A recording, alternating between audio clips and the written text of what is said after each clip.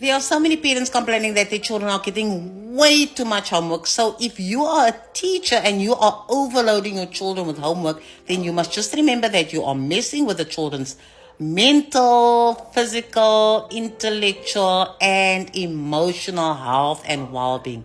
You see, our children are already anxious and stressed. So when you give them all this homework that they must complete before the next school day, you are making them more anxious and more stressed. And if they are struggling, you are putting them in a state which is not healthy at all. In fact, the red flags go up.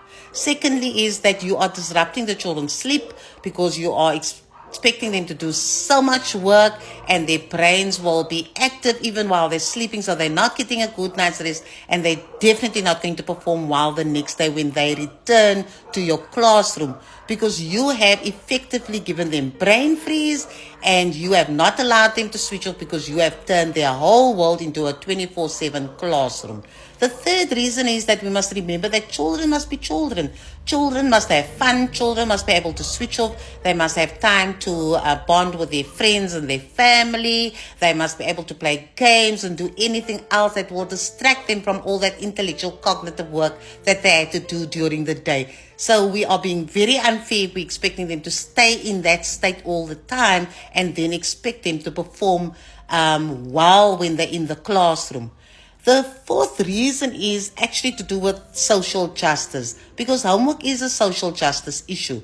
Now, if we just look in terms of the homework overload, then you can just imagine the kinds of issues that will arise, because we may be making assumptions that all children have parents who can assist them with their homework, that all children have the space where they can do their homework, all children have all the supplies they need to do their homework. And we know that in our situation that the children have parents who work, the parents are often not able to help them with their work. Secondly, the homes are not so large where they can have special places set aside where they can do their homework. In some cases, they don't even have things like basic services or utilities like electricity and so forth. So when we give the children homework and we expect it to be done the next day, then we are making huge assumptions about their home circumstances.